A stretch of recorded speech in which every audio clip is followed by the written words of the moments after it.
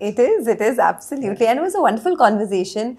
Of course, I can go on, but we have paucity of time. But it was great speaking to you. Thank you so much. I also want to just end with one piece of y- final take from your end on how your journey has been, because you've had decades of experience in the market. You've built wealth for yourself, for others, for retail, for institutional guys, managing huge money now internationally as well. What has your biggest learning been? A few things. One is compounding, allowing compounding to do the job and doing very little. And actually, maybe if we have a few minutes, I'll just tell you a little bit of a story. Sure. Because compounding comes when you start early. And the best way to start early is to actually encourage young people to understand, financial literacy and to understand what investing is all about.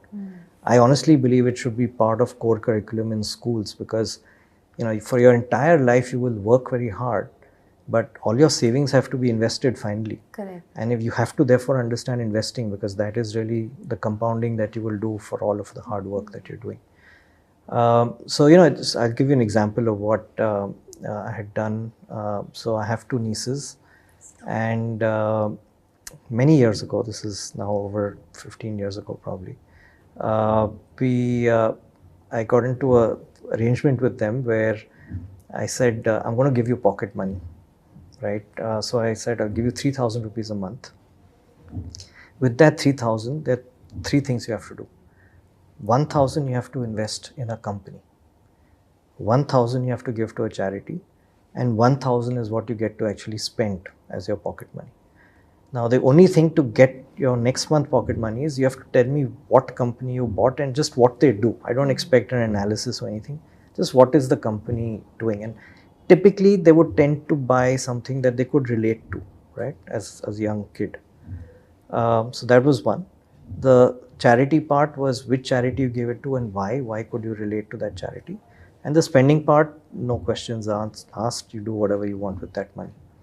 Now, what it did was, it sort of teaches you three things. It teaches you investing at an early age. At least you start sampling it and you understand the value of potential compounding because you're starting early. It teaches you to give because that's a very important thing. In our country particularly, there are some people who have the privilege and therefore have to also learn how to give. And it teaches you also how to spend, judiciously as a child, the value of money. So I find that is a great way, frankly, to teach our next generation at a very early stage how to start experiencing some of these things. Because the learning is the earlier you start, the better off in life you are. Compounding is, they keep calling it a wonder of the world, but it only comes when you start early and then you do nothing. I mean, do nothing as in you don't keep selling and buying and selling. You're just letting the compounding work for you. Like watching paint dry, as they Like say. watching paint dry. The starting point though is, that's why we talked about ROE, so that you know what type of companies to buy into. Buy into decent, good ROE businesses at the right price. So your nieces must be very thankful today. They must be sitting on a huge corpus. No, I didn't go on forever, the pocket money, but yeah, I did well for them. I did really well for them, and more importantly, I think it's that given habit them, that has come into them. it's given them a sense of investing, which I think is more important.